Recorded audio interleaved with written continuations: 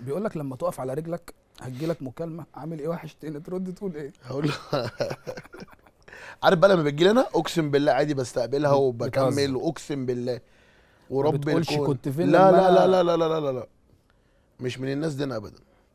نسيت هو عمل ايه اصلا، نسيت اصلا هو عمل ايه. ومركز في اللي يا جاي؟ لهوي، هو انا لو قعدت مع كل واحد عمل معايا ايه انا هقعد بس في احزاني؟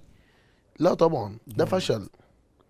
فشل ان انا اعمل حساب لده، زعل ده، كنت في يوم من الايام ده عمل معاك ايه. لا انا مش عدواني، انا مش شخص، انا مسالم مع نفسي، انا عارف واثق في نفسي خلاص. انت معايا مش معايا دي بتاعتك، دي بس بتاعتك. تتعامل معاه عادي بعد لا كده. تعمل، ولا هو موجود زي مش موجود.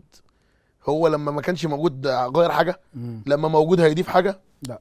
موجود عادي. انا اولى بقى يفتكر لي بقى الخير دلوقتي، يمكن في يوم من الايام يبقى عنده اصل يقول لك لما احتاجته ولقيته بس. صح. وعلى فكره انت كده كسفت جبهته بالطريقه انا يعني. بعمل اللي بعمل اللي ربنا مش بعمل ايه هو. في فرضيه الستات بتقول يقول لك ايه، الرجاله كلها عينيها زيغه. طبعا. طبعا هم مقتنعين بكده، مليون المية. وانت ما ينفعش ما تقتنعش بكده. اوعي تفكري ان اللي معاكي ده شيخ جامد، انسي. والنبي لو هو لسه من على السجاده ايوه. هيخش الحمام بالتليفون انسي.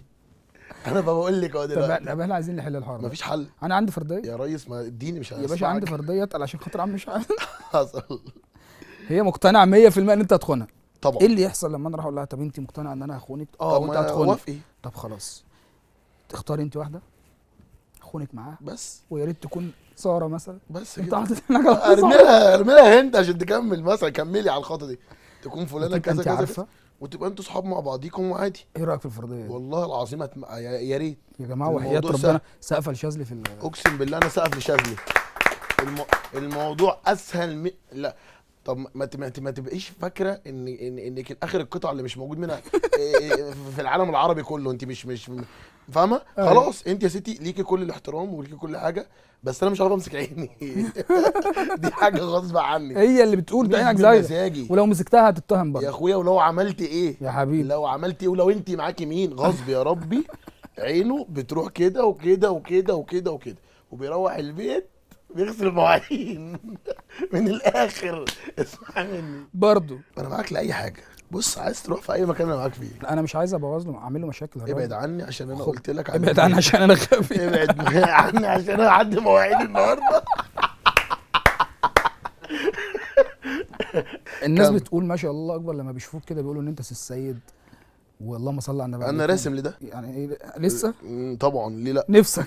يا جدع، ليه لا خليني اعبر عن حياتي حتى قدام الكاميرا هنا مش هتمشوني على مزاجكم انا ما بيطلعليش حس في البيت.